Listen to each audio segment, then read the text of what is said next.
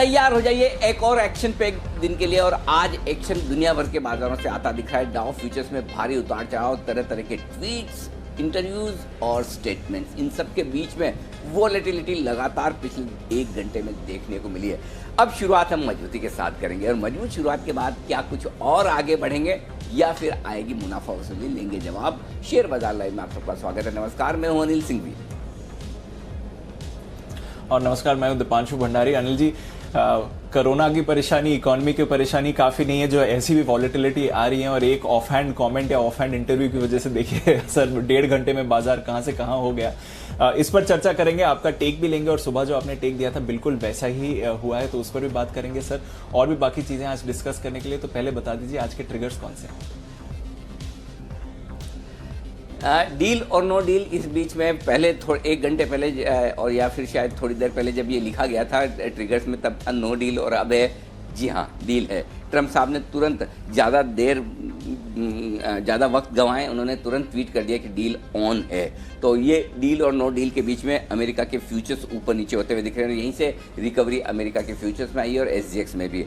लेकिन कोरोना को लेकर अमेरिका में समस्याएं बढ़ती नजर आ रही है। हालांकि ध्यान नहीं है बाजार का, लोगों का, लेकिन 30,000 अब नए मामले। तो पुराने जो 30,000 के ऊपर जो मामले आते थे, जहाँ ट्रम्प साहब ने कहा था फ्लैटनिंग ऑफ कर्व, वो फ्लैटनिंग ऑफ कर्व के लेवल से ही फिर से मामले बढ़ते हुए नजर आ रहे हैं। एशियन पेंट्स, बर्जर और बैंक ऑफ बड़ौदा आज पेंट कंपनी पर खास फोकस रखिए। एशियन और बर्जर दोनों अपने नतीजे पेश करेंगे। जी दी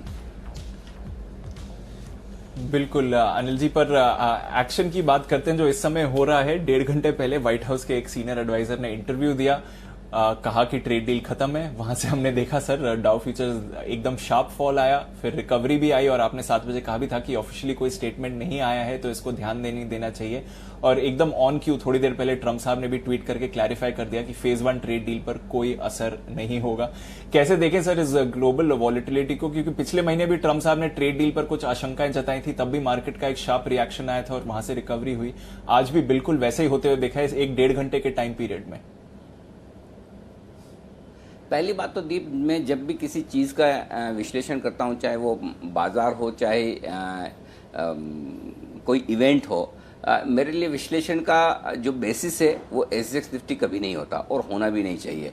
क्योंकि हर खबर का या मार्केट का ट्रेंड का विश्लेषण डेटा के बेसिस पर होना चाहिए, न कि SGX निफ्टी क्या रिएक्शन दे रहा है। और मुझे है ना कई बार मुझे पता नहीं, ये बड़ा पसंद आता है कि मैं SGX निफ्टी के विपरीत अपना व्यू देना पसंद करता हूँ, जहाँ मेरा कन्विक्शन और स्ट्रॉन्ग होता है। कल की बात आपको पता ही होगा, कल 7 बजे भी जब हम बुलेटिन में बात कर रहे थे तब 70-80 पॉइंट SGX नीचे था, तो मैं यही कह रहा था कि ये तो बहुत बढ़िया होगा अगर इतना नीचे खुले, जितना नीचे खुले उतना बेहतर है। आज भी जब ये खबर आई, जो वरिष्ठ अधिकारी हैं व्हाइट हाउस के, जो 7 बजे यही कह रहे थे कि जब ये खबर आई कि भाई ट्रेड डील अब ख़त्म समझिए, तो मेरा यही मानना था कि नहीं, इसमें कुछ होना जाना नहीं। देखिए बेसिकली हुआ क्या है, पहले ये समझ लीजिए। थोड़ी देर पहले एक व्हाइट हाउस के आला अधिकारी की तरफ से बयान आया था और उनका ये कहना था कि चीन ने हमारा विश्वास तोड़ा है और ऐसे में हम ट्रेड डील को हम ख़त्म करना चाहते हैं। ठीक है ना, ये उन्होंने एक इंटरव्यू में बयान दिया। अब इंटरव्यू में बयान देने को आप कितना सीरियसली लेंगे? लिया सीरियसली, डाउ फ्यूचर्स ने लिया, बाजार ने लिया। क्यों लिया? वो इसलिए लिया कि ये एक अनएक्सपेक्टेड ट्रिगर था आज के लिए। इस वक्त बाजार 2 ट्रिगर पर ट्रेड कर रहा है। एक तो है जो अमेरिका की इकोनॉमिक रिकवरी है उसके ऊपर ट्रेड करता हुआ दिख रहा है, ज़्यादा फोकस वहीं पर है, और दूसरा कोरोना के मामलों पर। दोनों पर है ना नेगेटिव खबरों को हम नज़रअंदाज करके चल रहे हैं कि हमें इस पर रिएक्शन नहीं देना। या फिर यूँ कह सकते हैं कि तीसरा थोड़ा सा ट्रिगर अगर आप मानकर चलें तो वो ट्रिगर तीसरा ये हो गया कि पैकेज कब कौन सा और आ सकता है। इस बीच में अचानक से ट्रेड डील हम लगभग भूल चुके थे कि ट्रेड डील का कहीं कोई दिक्कत भी है। तो ट्रेड डील को लेकर जैसे ये बयान आया, अचानक से डाउ फ्यूचर्स गिर गए। और तब मेरा यही मानना था, अब भी यही मानना है कि वो बयानों से फर्क नहीं पड़ता। खुद ट्रम्प साहब इतनी बार बयान देकर घूम जाते हैं, तो एक वरिष्ठ अधिकारी अगर वहाँ का दे रहे बयान जो अमेरिका का, तो क्या फ़र्क पड़ता है? और अच्छा, वो तो पहले से जाने माने जाते हैं, वो तो हमेशा से ट्रेड डील के अगेंस्ट ही रहे, उन्हें तो एक मौका मिलना चाहिए। आप देखिए अब इस पूरे मामले में वापस डाउ फ्यूचर जो 400 पॉइंट नीचे थे अब 50 पॉइंट ऊपर हो गए। अब इससे मतलब क्या निकालना चाहिए? इससे मतलब ये निकालना चाहिए कि कभी भी ट्रेड डील टूटने के बयानों पर विश्वास मत कीजिए, जो हमने 7 बजे कहा, पहली बात। दूसरी बात, कभी भी ये मत सोचिए कि ट्रेड डील पर कोई एक बयान आ गया वो फाइनल है, वो बयान कभी भी बदल सकते हैं और बदलेंगे। और तीसरी चीज़ जो सबसे बड़ी इसमें लेसन है, जो आपके लिए अब से लेकर नवंबर तक लेसन है, उसको बहुत गौर से सुनिएगा और पढ़िएगा, और वो है ट्रंप साहब का ट्वीट। ऐसी क्या जल्दी है ट्रंप साहब को कि तुरंत ही ट्वीट रात को सोने के पहले, अभी हाँ उनके सोने का वक्त है, जल्दी से एक ट्वीट दे दिया कि ट्रेड डील में कोई बदलाव नहीं। इसका मतलब ये है दीप कि अमेरिका में इलेक्शन तक ट्रंप साहब चाहते ही नहीं है कि वहाँ मंदी हो। छोटे मोटे करेक्शन आ जाए वो एक अलग बात है, लेकिन वो ये चाहते हैं कि उन्हें अमेरिका की बाजार की तेजी के दम पर चुनाव जीतना है। और अगर बाजार की तेजी बरकरार थी, आप एक सिंपल चीज़ समझिए, हमारे स्टॉक मार्केट मजबूत है, 10,500 के आसपास निफ्टी ट्रेड कर रहा है, लेकिन आप ग्राउंड लेवल पर लोगों को पूछेंगे तो बिजनेसेस, जॉब्स, सब तरह के लोगों को हर तरह की दिक्कतें हैं। इकोनॉमिक रिकवरी में वक्त लगेगा, हम सब जानते हैं, कोरोना से अभी भी लड़ रहे हैं, लेकिन मार्केट अपनी धुन में आगे चल रहे हैं। करेक्ट कहने को हम कह सकते हैं कि मार्केट आगे का सोचता है, अपने हिसाब से सोचता है, बिल्कुल ठीक बात है। लेकिन पॉइंट ये है कि अगर मार्केट अच्छा दिखता है तो बहुत सारी चीज़ें जो खराब भी होती है ना, तो मार्केट के नीचे छुप जाती है। ठीक, अमेरिका में सब कुछ अच्छा नहीं चल रहा है, 30-30 हज़ार कोरोना के केस हैं, लेकिन वो डाउ के नीचे छुपे हुए हैं। इकोनॉमिक रिकवरी स्लो है, लेकिन वो डाउ के नीचे छुपी हुई है। तो अगर कोरोना कंट्रोल में नहीं आ रहा है ट्रंप साहब से, डाउ की और या फिर रिकवरी पूरी नहीं हो रही है, या बेरोजगारी के आंकड़े लाइफ टाइम हाई पर अमेरिका में, तो उनके पास एक ही तरीका है इन सबको छुपाने का कि इन सब के ऊपर एक डाउ जोन्स नाम की कंबल डाल दीजिए, ताकि लोगों को नीचे कुछ दिखे ना और सब दिखे कि सब कुछ ठीक है। तो ये सब कुछ ठीक है वाली टेंडेंसी के साथ ट्रंप साहब चुनाव लड़ेंगे। मैं कोई पॉलिटिकल एक्सपर्ट नहीं हूं, मैं सिर्फ मार्केट के एंगल से एक कॉमन सेंस की तरह मैं इस बात का विश्लेषण कर रहा हूं। तो इसका मतलब क्लियर कट है, ट्रंप साहब को तुरंत प्रभाव से ट्वीट देने की जरूरत इसीलिए पड़ती है कि वो चाहते नहीं। हाँ, वो जिस लेवल पर चाहेंगे कि मार्केट जहां से करेक्ट हो वहां उल्टा ट्वीट आ सकता है। आज उन्होंने तुरंत ट्वीट दिया, हो सकता है अभी तक उनकी लॉन्ग पोजीशन हो और गई नहीं हो, तो इसलिए अभी तक जरूरी है कि उनके लिए मार्केट में स्ट्रांग बना रहे। जब उनकी मर्जी होगी तब वो खुद ऐसा खराब ट्वीट भी देंगे। मैं फिर आपको कह रहा हूँ, वो खुद भी कहेंगे, धमकाएंगे, लेकिन वो कब करेंगे? वो उनकी मर्जी से करेंगे। उनके अंडर जो असिस्टेंट है वो उनकी मर्जी से, उसकी मर्जी से नहीं कर सकता। जो करना है ट्रंप साहब को करना है, ट्रंप साहब ही करेंगे। अच्छा भी बोलेंगे, खराब भी बोलेंगे, ये होने वाला है। इसलिए प्लीज आपके और मेरे लिए ये सबक है, हम सबके लिए ये सबक है, इन सब चीज़ों पर फोकस नहीं करना है। खबरों के दम पर थोड़ी बहुत वॉलेटिलिटी होती रहेगी, ऊपर नीचे होते रहेंगे। हमें कोर में जाकर प्रॉपर एनालिसिस करना है, प्रॉपर विश्लेषण करना है। एक चीज़ तो पहली चीज़, एसजीएक्स निफ्टी को देखकर बुलिश होना छोड़ दीजिए या नीचे देखकर डरना छोड़ दीजिए। एसजीएक्स निफ्टी दुनिया नहीं है, न दुनिया की शुरुआत है न दुनिया का अंत है। हमारा अपना विश्लेषण बहुत ज़रूरी है और वही होना चाहिए। दीप। बिल्कुल अनिल जी, और आशा करते हैं कि जो ट्रंप साहब के बीच छुपा हुआ ट्रेडर है वो थोड़ा संभला रहे और ट्विटर से भी थोड़ी संभल कर ही ट्वीट करे। पर अच्छा एक आज करी चीज उन्होंने कि इमीडिएटली क्लैरिफाई कर दिया कि इस ट्रेड डील पर कोई असर नहीं है। पर एक बार देख लेते हैं कि आज सुबह 7 बजे जब डाउ फ्यूचर्स लगभग 400 अंक नीचे थे, तब भी अनिल जी ने आपको बताया था कि घबराने की जरूरत नहीं है, क्योंकि ऑफिशियल कोई स्टेटमेंट नहीं आया है, ना अमेरिका की तरफ से ना चाइना की तरफ से, कि ट्रेड डील में कोई बदलाव हुआ है और इस बाजार पर रिएक्ट नहीं करना चाहिए। ये अनिल जी की सलाह थी आपको। बहुत चिंता मत कीजिए, ये तो एक बड़े अधिकारी हैं व्हाइट हाउस के जिन्होंने बयान दिया है। लोग तो ट्रंप साहब के बयानों को भी सीरियसली नहीं लेते हैं। हाँ, बाजारों में इस वक्त हम ट्रेड डील को भूल चुके थे। इस वक्त बाजारों का पूरा फोकस सिर्फ 2 चीजों पर है, कोरोना और इकोनॉमिक रिकवरी। तो अचानक से ये ट्रेड डील वाला जो मामला है ना, वो अनएक्सपेक्टेड था, और कोई चीज अनएक्सपेक्टेड आती है तो मार्केट का उस पर तुरंत रिएक्शन आता है। वही हो रहा है। बेसिकली तेजी के मार्केट में करेक्शन के लिए आपको कोई बहाना चाहिए, वो बहाना है।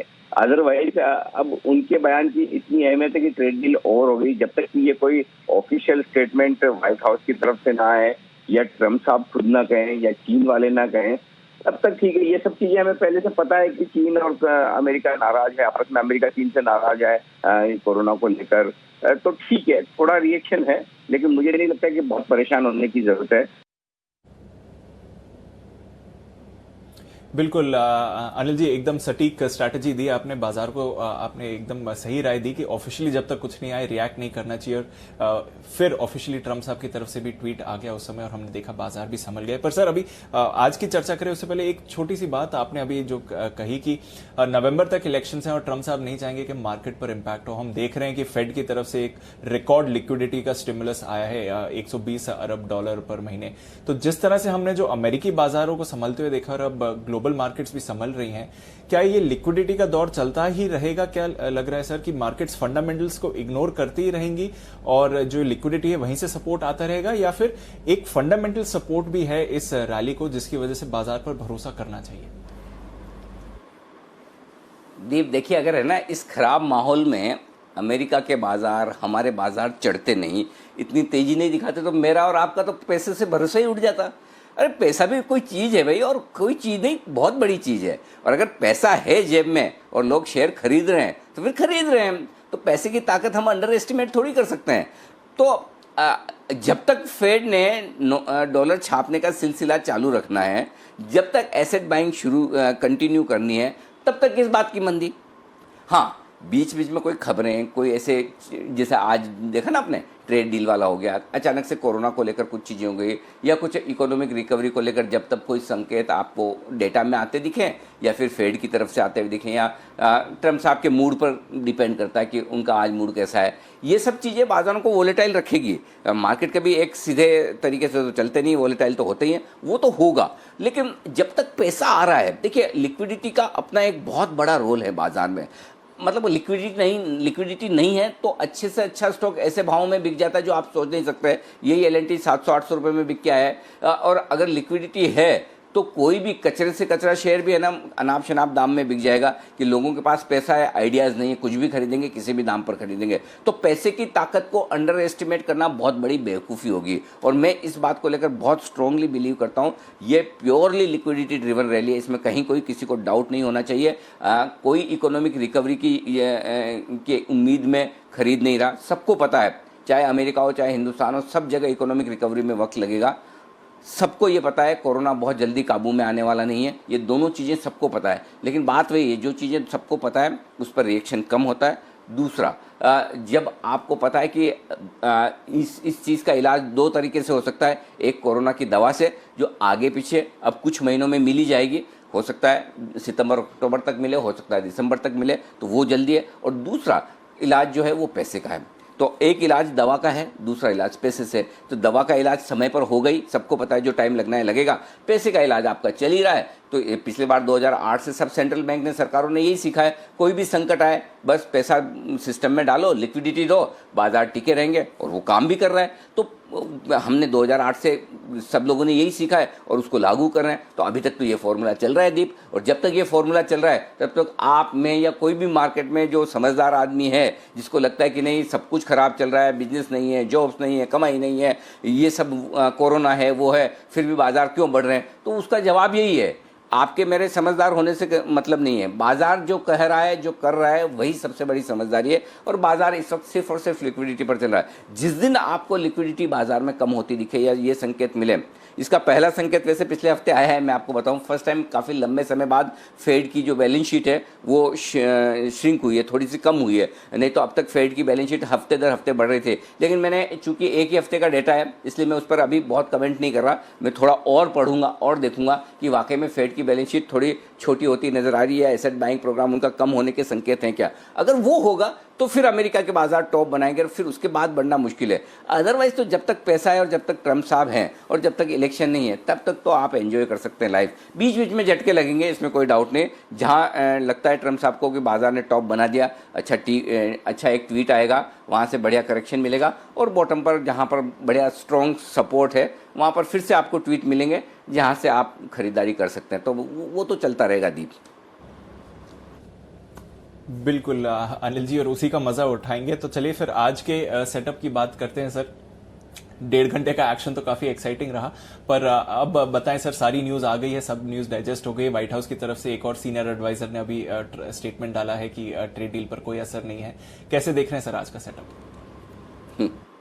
नौकरी न चली जाए वो भाई साहब, क्या नाम था जिन्होंने ये इंटरव्यू दिया था, जो पीटर नवारो, ट्रम्प, हाँ नवारो साहब। अभी तक तो ट्रम्प साहब ने बुला के क्लास भी ले ली हुई है, भाई तू कौन है मेरे से पूछे बगैर। अच्छा, मजे की बात ये भी है दीप कि एक चीज़ सोचिए, दुनिया के सबसे ताकतवर इंसान है डोनाल्ड ट्रम्प और अमेरिका के राष्ट्रपति। उनके लिए हम चाहें जैसे जो जिस तरह से हमारा मन करे दिल खोल के बोल सकते हैं, कितनी बड़ी आज़ादी है ना। काश यही आज़ादी दुनिया भर में हर एक राजनेता के लिए लोगों के पास हो तो मज़े ही अलग हो। लेकिन एनीवे तो कुल मिला के ये कि हाँ, ट्रम्प साहब जो कह रहे हैं, जो कर रहे हैं, उस पर हम खुलकर अपनी राय रखते हैं। और वो राय यही है कि ट्रम्प साहब ने अब तक बुला के क्लास लगा दी होगी, एक के बाद एक जिस तरह से उन्होंने तुरंत स्टेटमेंट दिए। इसका मतलब ये कि ग्लोबल संकेत जो मैंने नेगेटिव लिखे उसे न्यूट्रल कर दीजिए। ये नेगेटिव 7:15 बजे के हैं तो अभी 8:15 बजे मेरे संकेत न्यूट्रल हैं, नेगेटिव नहीं। FIs के संकेत न्यूट्रल हैं, DIs के संकेत नेगेटिव हैं, वायदा कारोबार के संकेत न्यूट्रल हैं। सेंटिमेंट 7 बजे पहले तक तो मेरा पॉजिटिव था, 7 बजे कॉशियस हुआ, अभी वापस मैं न्यूट्रल कर रहा हूँ। तो ये संकेत सेंटिमेंट न्यूट्रल। देखो यही चीज़ है दीप, सेंटिमेंट कैसे बदलता है मिनटों में। हालांकि मेरा सेंटिमेंट तब भी ख़राब नहीं हुआ था 7 बजे भी। आपने सुना ही होगा कि इससे डरने घबराने की ज़रूरत नहीं है। और ये देखिए, ये मैंने तब कहा था जब 350-400 पॉइंट आपके डाउ फ्यूचर्स नीचे है। डाउ फ्यूचर्स 400 पॉइंट नीचे दिखे तो अच्छे भी घबरा जाते हैं।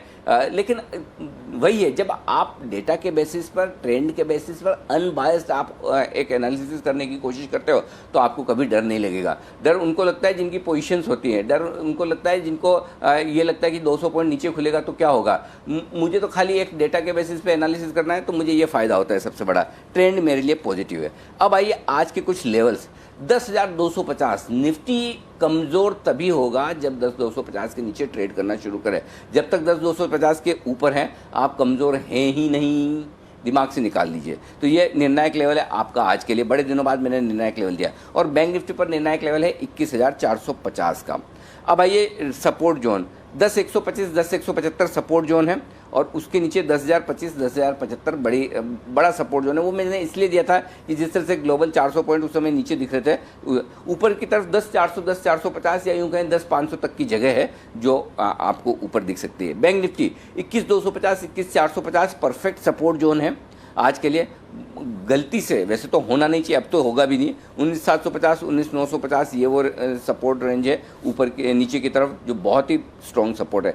22,000 22,200 हायर रेंज है, इसके पार निकले तो 22,500 तक की जगह आपके लिए बनेगी। ये आपके लिए रेंज हो गई। PCR 153 पे कंफर्टेबल है, न तेजी न मंदी। विक्स आपका 2% थोड़ा सा ऊपर आया है। दीप बिल्कुल, तो ये तो है आज के संकेत। और जो निर्णायक लेवल्स दे दिए हैं अनिल जी ने, उन पर भी ध्यान रखिए। 10,250 निफ्टी पर, 21,450 बैंक निफ्टी पर। वॉलेटिलिटी हुई है थोड़ी सुबह सर, पर जिनकी एग्जिस्टिंग पोजीशन है अब क्या ध्यान रखना चाहिए? इंट्राडे वालों को 10,250 का स्टॉप लॉस रखना चाहिए और क्लोजिंग बेसिस पर 10,075 का। ये निफ्टी के लिए आपके स्टॉप लॉस है। बैंक निफ्टी के लिए स्टॉप लॉस 21,300 का निकल कर आता है। इसके नीचे दिन के दौरान जाए या क्लोज होने की कोशिश करे तो आप एग्जिट कर लीजिए। बैंक निफ्टी में स्टॉप लॉस, अच्छा निफ्टी में, बैंक निफ्टी में स्टॉप लॉस जो आपका होगा 21,300 हो गया। अब शॉर्ट साइड पर आइए। निफ्टी में 10,400 आपका शॉर्ट साइड पर स्टॉप लॉस है। 10,400 के पार इंट्राडे में निकले या क्लोज होते दिखे, एग्जिट कर लीजिए। बैंक निफ्टी पर 22,100 है इंट्राडे और क्लोजिंग बेसिस पर आपका स्टॉप लॉस, ये आप ध्यान में रखिएगा। अब आइए मैं आपको नई पोजीशन बता दूं। नई पोजीशन में दो चीज़ें हो सकती है। एक तो निफ्टी अगर आप बेचना चाहें तो 10,400 10,450 की रेंज में बेच सकते हैं। मैं इसको थोड़ा सा चेंज करना चाहता हूं, जो बेचने की रेंज आएगी अब 10,400 से 10,450 की रेंज में आपको बेचना चाहिए, ठीक है ना। और इसका स्टॉप लॉस आप लगाएंगे 10,500 का।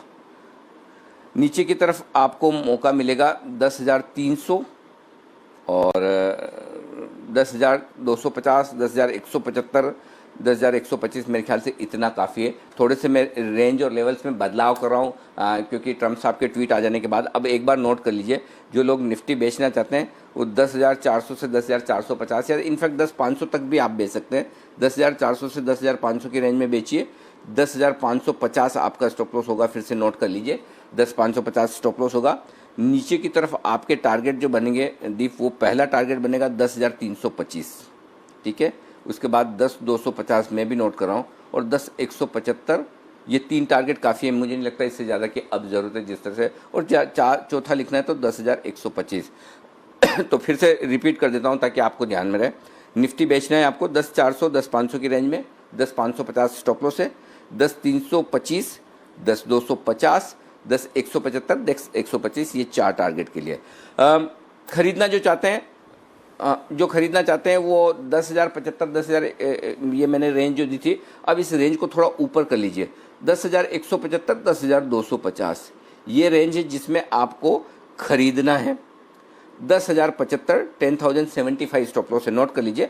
10,175 10,250 की रेंज में मिले तो खरीदिए, 10,075 का स्टॉप लॉस है और आपका टारगेट बनेगा 10,325 पहला हो जाएगा, 10,375 और 10,450 तक के टारगेट के लिए आपको खरीदारी करनी है निफ्टी में। तो ये 3 लेवल्स नोट कर लीजिए, 10,325 10,375 10,450 इन 3 टारगेट के लिए निफ्टी में खरीदारी करनी है। 10,075 का स्टॉप लॉस होगा, 10,175 10,250 की रेंज में खरीदिए। अब आइए बैंक निफ्टी। बैंक निफ्टी जो लोग बेचना चाहते हैं उनको बेचना चाहिए 22,000 से लेकर 22,200 की रेंज में, रेंज दे रहा हूँ मैं, 22,000 22,200 की रेंज में बेचिए। आपका स्टॉप लॉस होगा 22,300 का, छोटा सा स्टॉप लॉस 100 पॉइंट का लगाइए और नीचे की तरफ के जो आपके टारगेट बनेंगे वो बनेंगे 21,800 21,700 और 21,500 तक के टारगेट के लिए आपको बिकवाली करनी है। 3 टारगेट नोट कर लीजिए, 21,800 21,700 21,500 3 टारगेट के लिए आपको बैंक निफ्टी में बिकवाली करनी है और बिकवाली करनी है 22,000 से 22,200 की रेंज में। 22,300 आपका स्टॉप लॉस होगा। जो लोग बैंक निफ्टी खरीदना चाहते हैं उनके लिए खरीदने के लिए बढ़िया लेवल है 21,200 से 21,350 इस रेंज में खरीद लीजिए, या इनफैक्ट मैं कहूँगा 21,300 से 21,450 की रेंज में ही खरीद लीजिए। वापस से नोट कर लीजिए कहाँ खरीदना है बैंक निफ्टी आपको, 21,300 21,450 रेंज में खरीदना है, ठीक है। 21,150 का स्टॉप लॉस होगा, 21,150 ये स्टॉप लॉस होगा। टारगेट आपका जो बनेगा 21,600 पहला टारगेट होगा, 21,700 21,950 ये 3 टारगेट के लिए आपको खरीदारी करनी है। और ज़्यादा एक और लिख लीजिए, चाहें तो 22,050 नहीं भी लिखेंगे तो चलेगा। मैं एक बार फिर से दोहरा दूं आपको, बैंक निफ्टी आपको खरीदना है 21,300 21,450 की रेंज में, 21,150 का स्टॉप लॉस होगा, 21,600 21,700 21,950 और 22,050 ये 4 टारगेट। दीप थोड़ा सा मैंने लेवल्स चेंज किए मूड माहौल के हिसाब से, वो आपको थोड़ा सा बेयर करना पड़ेगा जी। बिल्कुल, तो थोड़े लेवल्स चेंज हुए हैं, थोड़ी रेंज जो है वो ऊपर की तरफ आ गई है और आपके लिए आज के निर्णायक लेवल्स भी हैं। सर लग रहा है एक और शीट रोज अब बनानी पड़ेगी, जिस तरह से एफएनओ बैन के बदलाव हो रहे हैं। कल भी हमने देखा काफी सारे स्टॉक्स आए, काफी सारे स्टॉक्स बाहर गए। अब इसमें कोई ओपिनियन देना ही मुश्किल काम है। इतने स्टॉक 2 बैन में आ गए नए, सेंचुरी और आइडिया बाहर निकले हैं, एस्कॉर्ट्स एनसीसी और जेएसपीएल। आजकल तो अब दीप है ना, याद रखनी मुश्किल हो गया ये, मतलब अच्छा इतना बाहर आते जाते ना। एक पहले तो क्या होता था, एक बार स्टॉक बैन में गया मतलब वो लगभग सीरीज के अंत में ही निकलेगा। यहाँ तो सीरीज के अंत में आप घुस रहे हैं, तो वही वाली बात है। ठीक है, तो ये कुछ स्टॉक्स हैं जो अब बैन में, 5 स्टॉक आज बैन में रहेंगे जी दीप। बिल्कुल, तो 5 स्टॉक्स आज बैन में हैं, कुछ बदलाव हुए हैं जहां तक एफएनओ बैन का सवाल है। पर सर जो आज के संकेत हैं थोड़े विस्तार में उनकी चर्चा करते हैं। जो फंड फ्लो एक्शन है सर वो काफी इंटरेस्टिंग रहा है। कल बाजार तो ऊपर गए हैं बट जो एफआईडीआई का एक्शन था वो इतना सपोर्टिव नहीं था। हाँ, अब मेरे को है ना जो टेंशन है ना आज वो यही है। आपको याद है दीप, कल हम जब आखिर में बात कर रहे थे 3:20 पर, तो मैं आपको एक चीज़ कह रहा था, देखिए शॉर्ट्स कवर हो गए काफ़ी कुछ, करेक्ट। प्रीमियम पे आ चुका है डिस्काउंट से निकलकर bank Nifty, specially bank Nifty में शॉर्ट्स कवर हुए हैं। और कल मैंने आपको ये भी कहा था कि मैं निफ्टी को खरीदने में ज़्यादा कंफर्टेबल हूँ बैंक निफ्टी के बजाय, राइट। और एग्जैक्टली आप देखिए कल के डेटा देखिए, सिर्फ 424 करोड़ की खरीदारी एफआईज की कैश में, उसमें भी 600 करोड़ की तो एक ब्लॉक डील थी आईसीआईसीआई प्रू की। अब वो किसने लिया, एफआईज ने लिया, घरेलू फंड ने लिया, वो एक बार छोड़ भी दें। लेकिन अब बेसिकली इसका मतलब ये है कि कोई खास खरीदारी कैश मार्केट में एफआईज की हुई नहीं है, पॉइंट नंबर 1, ठीक है। दूसरा 75 करोड़ के इंडेक्स फ्यूचर्स खरीदे जो छोटे हैं।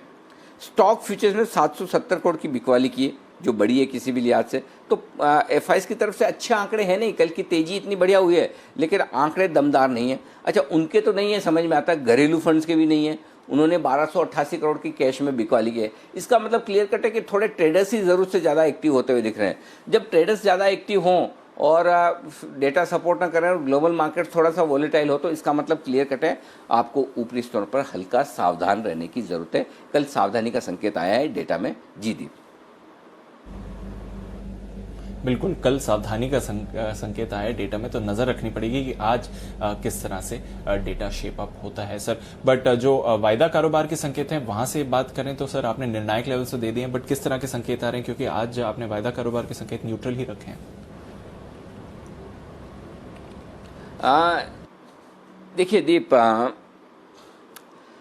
पहली चीज मेरे लिए इम्पोर्टेंट क्या है? मेरे लिए इम्पोर्टेंट है आज 10,300 का लेवल, और या यूं कहें कि एकदम लेवल के हिसाब से 10,250 बनता है। और एक और आपको स्पेसिफाई करूं तो 10,250, 10,400 ये 150 पॉइंट की रेंज है जिसमें निफ्टी को ट्रेड करने दीजिए। इस रेंज के जिस तरफ बाहर निकलेगा आपको दिन के लिए डायरेक्शन देगा, नहीं तो 10,250 के नीचे जाकर ट्रेड करना शुरू करेगा तो खराब होना शुरू करेगा। 10,400 के ऊपर निकल कर ट्रेड करेगा तो और मजबूत होगा। और कोई बड़ी बात नहीं है अगर आज हम दिन भर इसी ट्रेड 150 पॉइंट की रेंज में ट्रेड करके वक्त बिता दें, क्योंकि आपके पास डाउ फ्यूचर्स एकदम फ्लैट है। ट्रेड डील को लेकर जो कुछ होना था, उतार चढ़ाव, एक्शन वेक्शन, फलाना ढिमका, वो हो गया, ख़त्म हो गया। अब आपके पास है ना, ट्रेंड आपका मजबूत है, सेंटिमेंट सावधानी वाला है, लेकिन सामने एफआईएस की तरफ से आंकड़े अच्छे नहीं है, घरेलू फंड्स के आंकड़े अच्छे नहीं, तो ऊपर में बिकवाली आ सकती, करेक्ट। लेकिन नीचे आपके पास सपोर्ट भी है खरीदारी का और शॉर्ट कवरिंग का, तो हो सकता है ये 150 पॉइंट की रेंज में हम वक्त बिताकर खत्म कर दें। 10,300 इसके ऊपर रहेंगे तो थोड़ी और शॉर्ट कवरिंग होगी। अब एक चीज़ मैं बताना चाहता हूँ जो बाजार को ज़्यादा गिरने नहीं देगी, और आज भी मेरा मन, दीप, मैं ईमानदारी से कहता हूँ कि मैं यही सोचा था कि ये जो ग्लोबल मार्केट्स के चक्कर में अगर 150-200 पॉइंट नीचे खुल जाए बाजार तो तुरंत मौका होगा खरीदारी करने का। और वो मैं क्यों कह रहा हूँ, अब मैं वो डेटा में दिखा देता हूँ आपको। 10,000 से लेकर 10,200, ठीक है, ये रेंज में आपकी निफ्टी में कॉल ऑप्शन खड़े हैं टोटल 50 लाख शेयर। अब 10,300 को और जोड़ दीजिए, 26 लाख शेयर, यानी 75 लाख शेयर तो शॉर्ट हैं अभी भी निफ्टी में, जिनको इस एक्सपायरी में परसों खत्म होना है, तो ये रिस्क पर हैं। तो 10,300 अगर निफ्टी होल्ड करके रखता है आज, तो शॉर्ट कवरिंग वाले लोगों को दिक्कत होगी। आज तो उनके लिए लॉटरी लगने वाली थी, अगर ट्रम्प साहब बयान देने में थोड़ी लेट कर देते या कल देते तो एक बार तो उनके शॉर्ट काटने का मौका मिल जाता था, लेकिन अब वैसा होगा नहीं। तो 10,300 के ऊपर टिके रहने में 75 लाख शेयरों का आपको शॉर्ट का सपोर्ट है, तो शॉर्ट कवरिंग आपको नीचे मिलेगी। ऊपर इस तरह पर 10,400 पहला लेवल है थोड़ा रुकावट का, और उसके बाद 10,500 ये वायदा कारोबार के डेटा में है, पॉइंट नंबर 1। अब आइए बैंक निफ्टी, 21,500 आपके लिए मजबूत सपोर्ट बन गया है। क्यों? क्योंकि 21,500 तक दीप है ना, 8 लाख शेयर बैंक निफ्टी में शॉर्ट है नीचे की रेंज में, तो 21,500 के आसपास आप आएंगे, 21,400 के आसपास आएंगे तो एक बार की शॉर्ट कवरिंग का सहारा आपको मिल सकता है। बड़ी तेजी 22,000 के पार निकलकर टिकने पर बनेगी, जहां पर 6 लाख शेयर कॉल्स में, तो अगर उसको पार किया तो फिर और एग्रेसिव शॉर्ट कवरिंग आ सकती है, तो फिर तो 6, 8, 15-16 लाख शेयर और बैंक निफ्टी में टोटल मिलाकर शॉर्ट हो जाएंगे, तो वो शॉर्ट कवरिंग आपको दे सकते हैं जो 22,500 तक ले जा सकता है। तो 22,000 के ऊपर और मजबूती बनेगी, 21,500 के नीचे आप ट्रेड करना शुरू करेंगे तो ये कमजोर होंगे। तो आज के लिए आपकी जो बैंक निफ्टी की रेंज है वो 21,450 से 22,050 है। हो सकता है पूरा दिन आप इसी रेंज में वक्त बिता दें और कहीं भी न जाएं। जी दीप। बिल्कुल, देखते हैं कि अब क्या शायद थोड़ा रेंज बाउंड एक्शन होता है, रेंज के बाहर क्या मूवमेंट होता है, बट एक तरह से थोड़ा अपवर्ड जो मूवमेंट आया है और इस रैली के जो रिकॉर्ड स्तर तोड़े हैं ऊपर साइड पर, अब देखते हैं कि वहां पर सस्टेन कर पाते हैं कि नहीं। तो चलिए, मार्केट पर फोकस रहेगा, हमारे एक्सपर्ट्स हमारे साथ जुड़ने वाले हैं, कुछ ही देर में बात करेंगे कौन से स्टॉक्स पर आज आप ट्रेड कर सकते हैं, कौन से स्टॉक्स फोकस में रहेंगे। उससे पहले बता देते हैं खबरों के दम पर और ब्रोकरेज एक्शन किन स्टॉक्स पर आज आपको देखेगा। मानसी, देवांशी और साथ ही आशीष हमारे साथ तैयार है। मानसी, आपसे शुरुआत करते हैं। गुड मॉर्निंग, बताइए आज के कुछ अहम ट्रिगर्स और पोस्ट मार्केट अर्निंग्स कौन सी हैं? गुड मॉर्निंग दीपांशु, शुरुआत आज आने वाले नतीजों से करते हैं। कैश स्पेस में Aster DM healthcare, GM breweries, Balrampur Chini, Hatsun agro, DB corp, Kolte Patil जैसी कंपनियों के नंबर्स आज आने वाले हैं। इसके अलावा MSCI 2020 के लिए मार्केट क्लासिफिकेशन रिव्यू जिसकी घोषणा आज होने वाली है, इस पर भी फोकस है। वायदा बाजार में कल बाजार बंद होने के बाद इन्फोएज के नतीजे आए अनुमान से बेहतर रहे। नतीजे यहां पर कंपनी की आय में 10% की बढ़त देखने को मिली, वहीं मार्जिन 31% से 36% तक जाते हुए दिखे, और मुनाफे के फ्रंट पर देखें करीब 65% का अपटिक एडजस्टेड पैट के फ्रंट पर देखने को मिला। बालाजी अमाइंस नतीजे अच्छे रहे। कंपनी की रेवेन्यूज 14% बढ़ते हुए दिखे और मुनाफा कंपनी का 17% बढ़ता हुआ दिखा। एजिस लॉजिस्टिक्स कमजोर नतीजे कंपनी के देखने को मिले। मार्जिन को अगर छोड़ दे तो हर लिहाज से नंबर्स खराब हैं। कंपनी की आय करीब 33% गिरी है। मार्जिन 5.56% से 7.5% पर आए, लेकिन मुनाफा देखिए 46% तक गिरता हुआ दिखा है। यूएफओ मूवीज हर लिहाज से नंबर्स खराब, आय करीब 44% गिरी है। 34% से 25% कंपनी के मार्जिन होते हुए दिखे और मुनाफे के फ्रंट पर 80% की गिरावट। 33 करोड़ से कंपनी का मुनाफा महज 6.5 करोड़ के ऊपर जाता हुआ देखने को मिला है। सुदर्शन केमिकल्स ऑपरेशनली नंबर्स खराब है। कंपनी की आय 4.5% बढ़ती जरूर दिखी है, लेकिन मार्जिन 15.2% से 12% पर आते हुए दिखे और साथ ही मुनाफे के फ्रंट पर 6% की बढ़त देखने को मिल रही है। जो खराबी देखने को मिली है मार्जिन में, पर्टिकुलरली वो अन्य खर्च जो है वो बढ़ने की वजह से है और साथ ही हायर टैक्स बेस क्वार्टर में जो देखने को मिले थे, इसी की वजह से मुनाफे के फ्रंट पर एक इम्पैक्ट पड़ता हुआ दिखा है। बिल्कुल, तो कई सारे स्टॉक्स हैं जहां पर एक्शन आएगा, कुछ कैश स्टॉक्स भी हैं जहां पर फोकस करना चाहिए, कुछ और स्टॉक्स हैं देवांशी की लिस्ट में। गुड मॉर्निंग देवांशी, बताएं। Good morning Deepanshu. आज सबसे पहले आप देखिए जितने भी एएमसीज हैं इस पर नजर रखें और साथ ही SBI, PNB, bank of Baroda, ये तीनों स्टॉक्स पर नजर रहेगी क्योंकि यूटीआई म्यूचुअल फंड को सेबी से मंजूरी मिल चुकी है आईपीओ लाने की। करीब 3000 करोड़ रुपए जुटा सकते हैं इस आईपीओ के माध्यम से। आज SBI, LIC, bank of Baroda, PNB इसलिए जरूरी है क्योंकि SBI, PNB, bank of Baroda ये तीनों कंपनीज हैं जिनकी हिस्सेदारी है करीब 18.5% तक की हिस्सेदारी है तीनों कंपनीज में मिलकर यूटीआई म्यूचुअल फंड में। इसके चलते आज फोकस रहेगा और एएमसीज पर भी आप नजर रखें। इसके अलावा आज आईटी स्टॉक्स पर नजर रखें क्योंकि अमेरिका ने अगले 6 महीनों के लिए H1B वीजास पर अब रोक लगा दी है, तो इसके चलते आज सेंटिमेंटल इम्पैक्ट जरूर देखने मिलेगा। तेजस नेटवर्क्स, इकरा ने लंबे समय की रेटिंग इकरा ए से घटाकर A- कर दी है और छोटी अवधि की रेटिंग A1 से घटाकर A2+ कर दी है। आउटलुक बरकरार रखा है। फंड एक्शन में आज आईसीआईसीआई प्रूडेंशियल पर नजर आएगी जहां पे गवर्नमेंट ऑफ सिंगापुर ने करीब 1.64 करोड़ शेयर्स खरीदे कल के ट्रेडिंग सेशन में 392 रुपीज प्रति शेयर के भाव के करीब। वहीं ग्लेनमार्क फार्मा में HSBC pooled Asian equity fund ने करीब 19 लाख शेयर्स बेचे हैं 528 रुपीज प्रति शेयर के भाव के करीब ये शेयर्स उन्होंने बेचे हैं। इंडोस्टार में एडलवाइस म्यूचुअल फंड ने 22 लाख शेयर्स खरीदे हैं 285 रुपए प्रति शेयर के भाव पर। साथ ही इंडसइंड बैंक पर आज नजर रखें क्योंकि प्रमोटर्स ने 18 जून से लेकर 19 जून के बीच में और ज्यादा जो शेयर्स हैं वो खरीदे हैं। करीब 1.39 लाख शेयर्स और ज्यादा खरीदे हैं। फिलहाल प्रमोटर्स की जो होल्डिंग है 9.85% पर होती हुई दिखी है। IOL chemicals and pharma promoters NCBI enterprise ने 8 से 17 जून के बीच में करीब 14.25 लाख शेयर्स खरीदे हैं और मैंगलो केमिकल्स और फर्टिलाइजर में भी प्रमोटर्स ने यहाँ पे खरीदारी की है। प्रमोटर एडवेंस ने 17 से 18 जून के बीच में 16.25 लाख शेयर्स खरीदे हैं। तो ये सारे स्टॉक्स हैं जिन पर आज इम्पैक्ट रहेगा।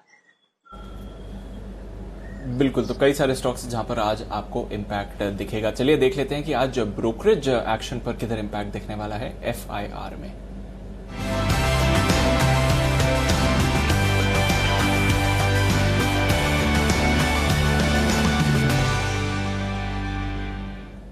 गुड मॉर्निंग आशीष, बताइए ब्रोकरेजेस आज क्या कह रही हैं? मॉर्निंग दीपांशु, सबसे पहले देखते हैं पावर ग्रिड पर यहाँ पर CLS का अपग्रेड आया है। रेटिंग अपग्रेड कर भी खरीदारी की राय दे रहे हैं और लक्ष्य जो 190 से बढ़ाकर 205 कर दिया है। कह रहे कि लॉकडाउन और कोरोना वायरस का अगर आप देखें तो ज्यादा असर देखने को नहीं मिला। साथ ही HVDC इनका जो एक प्रोजेक्ट है वहां से बढ़िया अर्निंग विजिबिलिटी नजर आती है। नोमेरा की रिपोर्ट है, कोलगेट पर यहाँ पर रेटिंग की शुरुआत की, खरीदारी की राय के साथ कवरेज की शुरुआत की है, 1620 रुपए का लक्ष्य दिया है और ये कह रहे कि वित्त वर्ष 2023 तक अर्निंग्स में करीब 15% ग्रोथ देखने को मिल सकती है। AIA इंजीनियरिंग पर नोमेरा की रिपोर्ट है, खरीदारी की राय को बरकरार रखा है 1900 रुपए के लक्ष्य के लिए। कह रहे वैल्यूएशन आकर्षक है। साथ ही अगर आप देखें तो लॉकडाउन का ज्यादा इम्पैक्ट देखने को नहीं मिला। JP मॉर्गन की रिपोर्ट है, ICICI बैंक पर ओवरवेट की रेटिंग को बरकरार रखा है 390 रुपए के लक्ष्य के लिए। ये कह रहे हैं कि सब्सिडरी में हिस्सा बिकवाली के बाद कैपिटल बेस बेहद मजबूत हो गया है और अब बैंक डीप वैल्यू जोन में है, जिसके चलते इन्हें बैंक काफी ज्यादा पसंद आ रहा है। जेफरीज की रिपोर्ट है, LIC हाउसिंग फाइनेंस पर अंडर परफॉर्म की रेटिंग को बरकरार रखा है 225 रुपए के लक्ष्य के लिए। कह रहे कि नतीजे बेहद निराशाजनक देखने को मिले थे। जेफरीज की एक रिपोर्ट है, PNB पर यहाँ पर अंडर परफॉर्म की रेटिंग को बरकरार रखा है लेकिन लक्ष्य जो है 26 से बढ़ाकर 30 कर दिया। फिर भी अगर आप देखें तो करंट मार्केट प्राइस से नीचे का ही लक्ष्य दिया है। ये कह रहे हैं कि नॉन परफॉर्मिंग लोन्स में बढ़त देखने को मिली है, लेकिन रिकवरी भी ठीक ठाक देखने को मिली है। साथ ही अगर आप देखें तो आखिरी रिपोर्ट है आज के लिए बालकृष्ण इंडस्ट्रीज पर नोमेरा की रिपोर्ट है, खरीदारी की राय दी है 1445 रुपए के लक्ष्य के लिए। ये कह रहे कि वैल्यूएशन आकर्षक है। ओके, तो ये हैं वो तमाम रिपोर्ट जिन पर आज एक्शन आपको दिखने वाला है। आइए एक्शन की करते हैं शुरुआत हमारे एक्सपर्ट्स के साथ। पिक ऑफ द डे का बिल्कुल।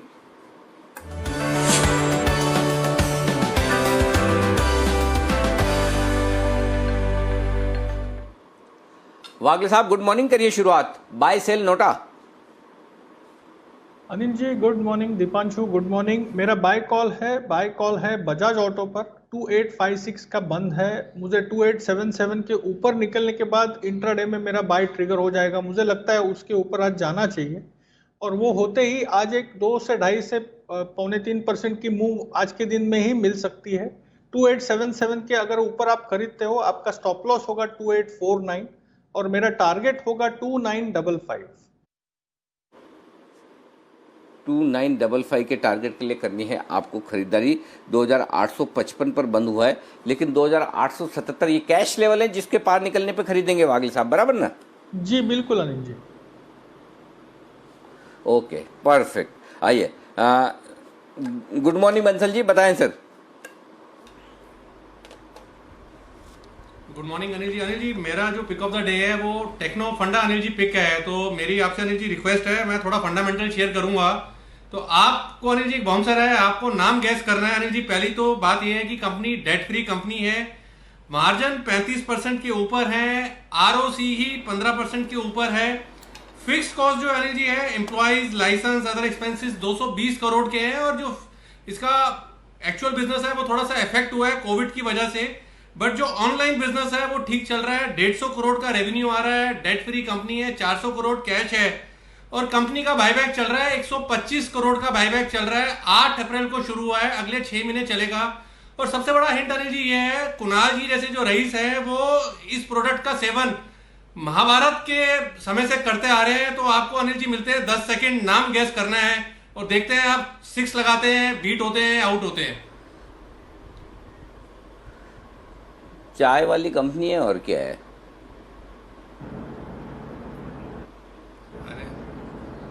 अनिल जी चाय तो गरीब आदमी भी पीता है। मैंने स्पेसिफिकली बोला है कुणाल जी जैसे रईस महाभारत के समय से इन चीजों का।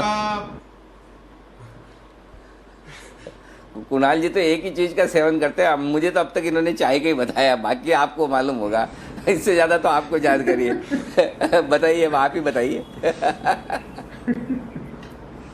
अच्छा अनिल जी एक हिंट हो रहा है इसमें अनिल जी, राकेश झुंझुनवाला जी और राधा कृष्ण दमानी का सब्सटेंशियल स्टेक है अनिल जी। खाने पीने वाली चीज की कंपनी है राधा कृष्ण दमानी जी, राकेश नहीं अनिल जी गेमिंग कंपनी है, गेमिंग कंपनी।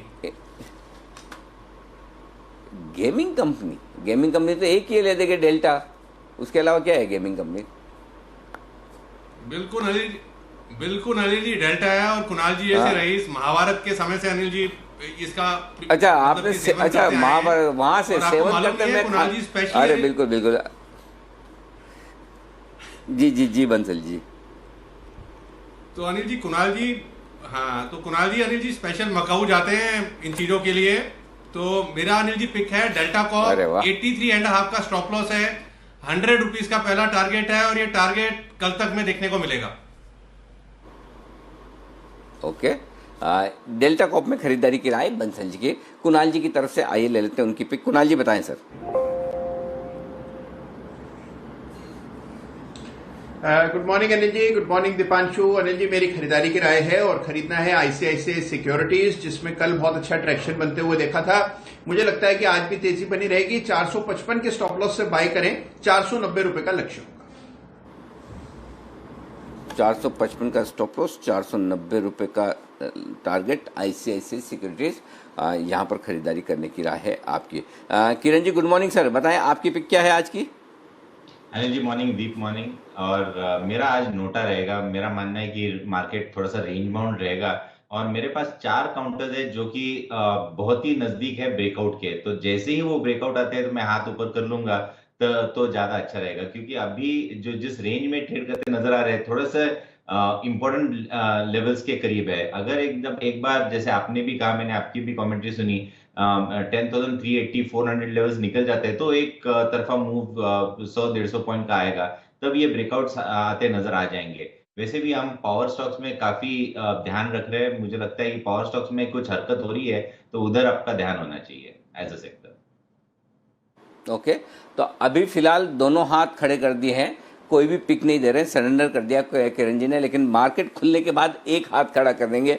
जैसे कोई बढ़िया पिक आएगी वो कहेंगे किरण जी निश्चिंत रहिए, मैं आपके पास तुरंत प्रभाव से आ जाऊंगा आपकी पिक लेने के लिए। लेकिन इस वक्त सिद्धार्थ सेरानी साहब आ चुके हैं और मैं जाता हूं उनके पास। सिद्धार्थ जी गुड मॉर्निंग, बताएं सर आपका पिक ऑफ द डे। आपके एक और वो मुझे याद आया, बालाजी अमाइंस जो आपने स्टॉक रिकमेंड किया था, उसके कल बाजार बंद होने के बाद नतीजे भी अच्छे आए हैं, उस पर भी एक अपडेट दे दीजिए। गुड मॉर्निंग, गुड मॉर्निंग जो पिक ऑफ द डे रहेगा वो ऐसी कंपनी है जो विश्व में 5 नंबरों में आती है, टॉप 5 में, वर्ल्ड वाइड भारत की कंपनी जो टॉप 5 में आती है। और ये जो कंपनी है हर देश में काम करता है, स्पेशली अमेरिका और दूसरे सब देशों में। यूपीएल एग्रोकेमिकल की कंपनी, क्रॉप प्रोटेक्शन में टॉप 5 नंबर में आती है ये कंपनी यूपीएल। जी हाँ, यूपीएल पे खरीदारी की राय है 544 के टारगेट से। सबसे बड़ी चीज कि फूड सिक्योरिटी को लेके सभी चिंतित है, सभी देश चाहते हैं कि फूड सिक्योरिटी बने रहे ये डिफिकल्ट और ये टाइम में, कोविड के टाइम पे। और मैं मानता हूं कि स्टेबल एग्रीकल्चरल ग्रोथ कौन नहीं चाहता है, हर देश चाहता है। उस दिशा में जाने वाली ये कंपनी यूपीएल और सभी को फायदा पहुंचाने वाली कंपनी यूपीएल, मुझे लगता है कि यहाँ पे बैलेंस शीट अच्छी है, डेट रिडक्शन होने वाला है आने वाले समय में, ग्रोथ अच्छा है, यूपीएल पे खरीदारी कर सकते हैं 544 के टारगेट से। रही बात अपडेट की तो अनिल जी, मेरी जो ये अमाइंस के इंडस्ट्री में जो स्टॉक पिक है वो है एल्काइल अमाइन। बालाजी अमाइन के नतीजे अच्छे आए हैं पर मेरी जो पिक है वो एल्काइल अमाइन है, तो मुझे लगता है कि एल्काइल अमाइन के साथ स्टिक रहना चाहिए 2650 के लक्ष्य से।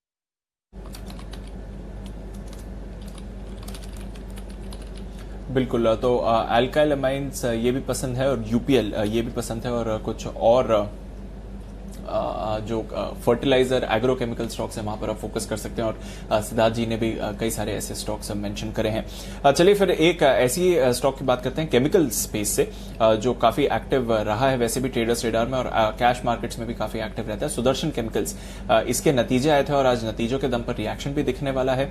कुणाल जी, किस तरह से देखें सुदर्शन केमिकल्स के चार्ट्स? नतीजे थोड़े मिले जुले रहे, मार्जिन पर एक इम्पैक्ट था, एक वन टाइम इम्पैक्ट भी आते हुए दिखाई पिछले साल के बेस क्वार्टर में, पर चार्ट्स पर क्या बता रहा है आपको सुदर्शन केमिकल्स?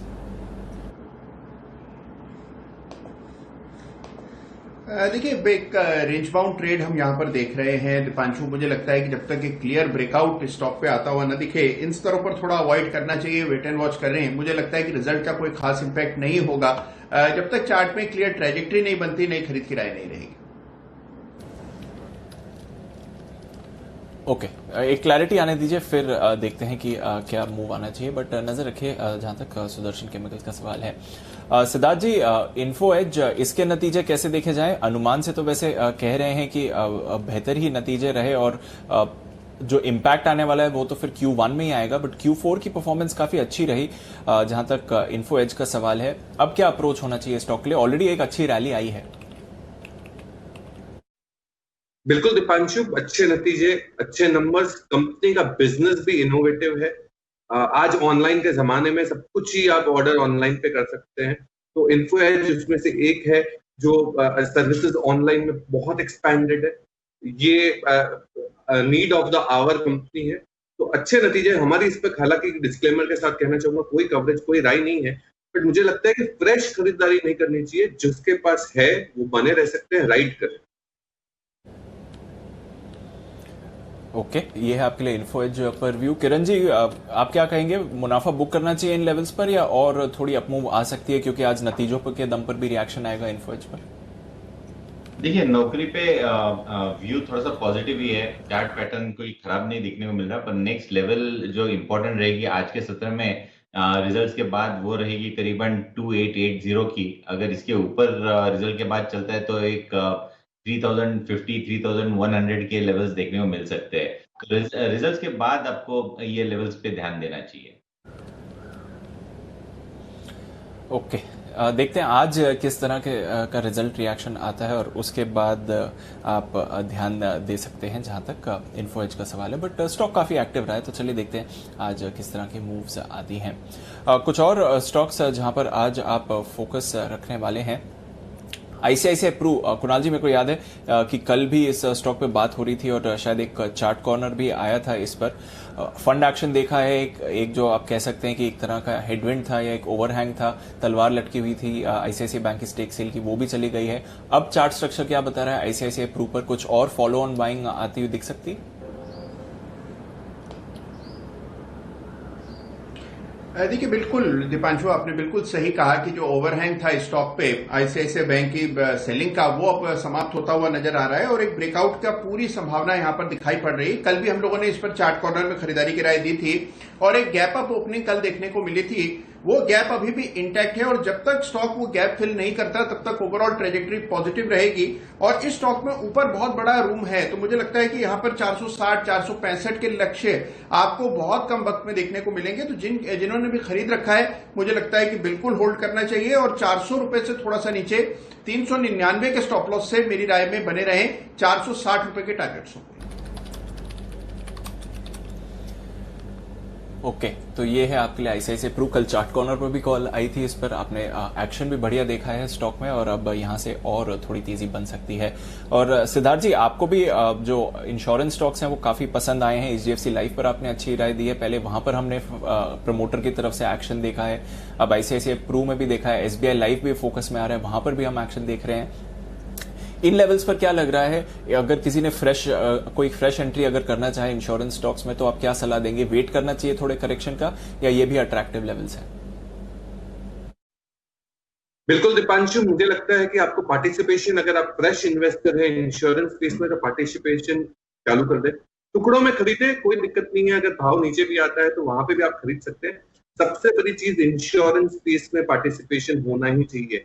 आज के तारीख में अगर विश्व में मैं अमेरिका और भारत की तुलना करूं, इंश्योरेंस पर पेनिट्रेशन किसका क्या है, तो भारत कहीं स्टैंड नहीं करता। हार्डली कोई पेनिट्रेशन है अमेरिका या डेवलप्ड इकोनॉमीज के सामने।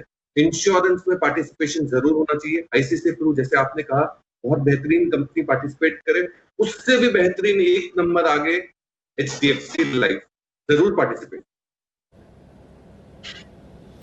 पार्टिसिपेट करिए। आईसीआईसीआई प्रू अच्छा है और एचडीएफसी लाइफ पे तो सडानी साहब कई बार आपको राय भी दे चुके हैं और एसबीआई लाइफ पर भसीन साहब भी रेगुलरली आपको खरीदारी की रिकमेंडेशन दे रहे हैं। तो इंश्योरेंस स्टॉक्स एक बार फिर से आपको एक्शन में पूरा स्पेस दिख सकता है, तो नजर रखिए यहाँ पर। एसबीआई, वागले साहब, इसके साथ क्या करना चाहिए? यूटीआई की जो आईपीओ है वहां की मंजूरी आ गई है, तो SBI, PNB, bank of Baroda तीनों ही फोकस में रहने वाले हैं क्योंकि एसबीआई लीडर है। तो एक बार इसके चार्ट स्ट्रक्चर की बात कर लेते हैं। 190 के आसपास आ गया है स्टॉक और एक्शन देख रहे हैं जिस तरह से पीएसयू बैंक्स में मोमेंटम बढ़ते हुए लग रहा है। दीपांशु, 196 क्रॉस अगर ये करता है तो इसमें एक बड़ी मूव की शुरुआत होगी। 220 225 तक के स्टॉक जा सकता है कुछ ही दिनों में। 195 196 एक रेजिस्टेंस है। आज क्रॉस होगा या नहीं ये कहना थोड़ा सा मुश्किल है, लेकिन जब क्रॉस होगा अगले 2-3 दिनों में या मे बी एक आध हफ्ते में, एक 20-25 रुपए की मूव आ सकती है। 20-25 रुपए की मूव आ सकती है अगर ये 196 की हर्डल क्रॉस करता है, तो नजर रखिए जहां तक एसबीआई का सवाल है और यहां पर फिर आप अच्छी मूव आते हुए देख सकते हैं। बंसल साहब, आईओएल केमिकल्स, इस पर राय लेना चाहूंगा। पिछले 1-1.5 महीने से एक रेंज में आ गया है, उससे पहले एक अच्छा ब्रेकआउट आया था इस स्टॉक में। कल हमने थोड़ा इसमें प्रमोटर एक्शन भी आते हुए देखा है, थोड़ी प्रमोटर की सेलिंग हुई है। तो क्या एक टॉप आउट दिख रहा है आईओएल केमिकल्स में? क्या इसी रेंज में रहने वाला है या फिर एक और फ्रेश अप मूव आ सकती है स्टॉक? देखिए दीपांशु, आपने राइटली मेंशन करा, ब्रेकआउट के बाद ये स्टॉक भागा था और ब्रेकआउट हुआ था लगभग 298 के स्तरों पर और तब मैंने और कुणाल जी ने एग्जैक्ट 298 300 के स्तरों पर एक ओवरवेट खरीदारी की राय दी थी। नतीजे आ चुके हैं, प्रमोटर्स की थोड़ी बहुत बिकवाली हो रही है, ट्रेंड इंटैक्ट है, दूसरे अच्छे विकल्प उपलब्ध हैं। तो मेरा ऐसा मानना है कि यहां पर मुनाफा बांध लेना चाहिए और दूसरे विकल्पों में स्विच करना चाहिए। बिल्कुल, तो यहाँ पे मुनाफा बांध ले। अच्छी रैली आई है, अच्छी अपमूव आई है, और जी बिजनेस पर हमने आपको सबसे पहले बताया था जब कोरोना की इनिशियल परेशानी आई थी कि कैसे आईओएल केमिकल्स एक बड़ी बेनिफिशियरी हो सकती है। अच्छी भी रैली आई स्टॉक में, बट पिछले 1-1.5 महीने से एक रेंज में अटक चुका है ये स्टॉक। सिद्धार्थ जी, ग्लेनमार्क कल तो एक शानदार मूव आई, बट 190-200 के लेवल से हमने देखा है कि ग्लेनमार्क का स्टॉक लगभग 2-2.5 गुना बढ़ चुका है। अभी भी क्या वैल्यू दिख रही है? जिस तरह से अब कोरोना के इलाज की लड़ाई के लिए इन्हें मंजूरी मिली है, हालांकि कुछ और कंपनीज को भी ये मंजूरी मिल रही है और मिल सकती है आने वाले समय में, पर क्या इन लेवल्स पर अब ग्लेनमार्क थोड़ा एक्सपेंसिव लग रहा है, या फिर लग रहा है कि आगे जाकर भी जो फंडामेंटल्स हैं वो इंप्रूव ही होते रहेंगे? मैं मानता हूं दीपांशु, थोड़ा सा ओवर एग्जैजरेटेड लेवल्स हो गए हैं, और जिस हिसाब से कल का अप्रिसिएशन देखने मिला है, बिल्कुल नहीं, अभी फ्रेश खरीदारी नहीं करनी चाहिए ये दामों में। इतने बड़े उछाल के बाद तो मैं मानता हूं कि किसी के पास अगर स्टॉक है, मुनाफा वसूली करे। साथ ही साथ अगर एक बार मुनाफा वसूली कर लेते हैं, उसके बाद अगर आपको कुछ लेना हो तो फार्मा में बहुत सारे विकल्प ऑप्शंस अवेलेबल है। सिप्ला भी ऐसी ही एक ड्रग के साथ टाई अप करके कोविड के लिए ड्रग लेके आई है। सिप्ला पे ध्यान दे, वहां पे शिफ्ट हो जाए। मुझे लगता है सिप्ला पे बहुत अच्छी तेजी हो सकती है। ग्लेनमार्क पे प्रॉफिट बुकिंग कर सकते हैं। ग्लेनमार्क पर प्रॉफिट बुकिंग करिए, सिप्ला पर आप फोकस करिए। कल एक गैप अप स्टार्ट भी थी, और हमने जी बिजनेस पर आपको फ्राइडे के दिन एक्सक्लूसिव खबर भी दिखी थी कि सिप्ला को मंजूरी मिलने वाली है। उसके बाद हमने देखा कि अच्छी मूव भी आई सिप्ला में, तो वहां पर आप अपना फोकस शिफ्ट कर सकते हैं। एजिस लॉजिस्टिक्स, कुणाल जी जरा इसकी चार्ट भी देखिए, नतीजों के दम पर आज रिएक्शन आएगा। वैसे तो मार्च से अब तक अगर देखें तो यहां पर एक बेहतरीन तेजी ऑलरेडी आती हुई देखी है, थोड़े कमजोर नतीजे आए थे। आज किस तरह का एक्शन देखना चाहिए एजिस लॉजिस्टिक्स में? क्या अहम सपोर्ट्स या रेजिस्टेंस होंगे स्टॉक के लिए?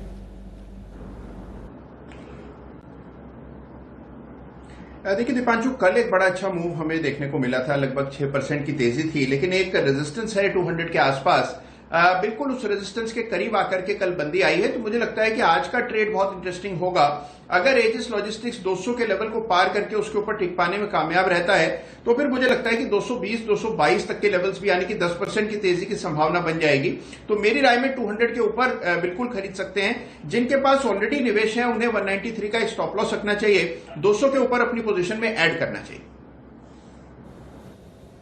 ओके, 200 के ऊपर आप पोजीशन में ऐड करें, उससे पहले आप नहीं यहां पर फोकस करें। ये है राय आपके लिए एजिस लॉजिस्टिक्स पर। सिद्धार्थ जी, ऑटो स्पेस पर आज एक इंटरेस्टिंग रिपोर्ट आई है यूबीएस की तरफ से। वो कह रहे हैं कि जून के पहले 3 हफ्तों में रजिस्ट्रेशंस में अच्छी बढ़त आई है, और एक जो थीम बनती जा रही है कि अब पर्सनल मोबिलिटी पर ज्यादा फोकस आने वाला है, पब्लिक ट्रांसपोर्टेशन पर कम फोकस रहेगा। इसलिए सबसे पहले 2 व्हीलर स्टॉक्स में आपको एक्शन देखने को मिलेगा। आज वागले साहब ने भी बजाज ऑटो पर खरीदारी दी है, कल टॉप गेनर था निफ्टी पर। हीरो टीवीएस भी अच्छी मूव दे रहे हैं। क्या लगता है इन लेवल्स पर एंट्री करनी चाहिए? क्या आप भी इस लॉजिक के साथ जाएंगे कि पर्सनल मोबिलिटी और स्पेशली 2 व्हीलर्स पर बड़ा फोकस बना रहेगा? बिल्कुल दीपांशु, बना रहेगा। और मुझे लगता है कि 2 ही ऐसे तबके हैं जहां पे ऑटो स्पेस में बहुत अच्छी बाइंग रह सकती है या बहुत अच्छा रुझान रह सकता है। पहला तो जैसे आपने कहा 2 व्हीलर, और दूसरा ट्रैक्टर सेगमेंट, क्योंकि मुझे लगता है कि ट्रैक्टर सेगमेंट में कंपनीज लाइक एस्कॉर्ट बहुत बेहतरीन परफॉर्म कर सकता है आने वाले समय में। जैसे ही मैंने आज pick of the day UPL कहा, एग्रोकेमिकल, एग्रीकल्चर से जुड़ी हुई कंपनी ट्रैक्टर्स, वो भी बहुत बेहतरीन करेगा। और 2 व्हीलर का लॉजिक डेफिनेटली बहुत अच्छा है। मुझे लगता है कि हीरो और बजाज दोनों ही बेहतरीन परफॉर्मर रह सकते हैं आने वाले 6 से 12 महीने।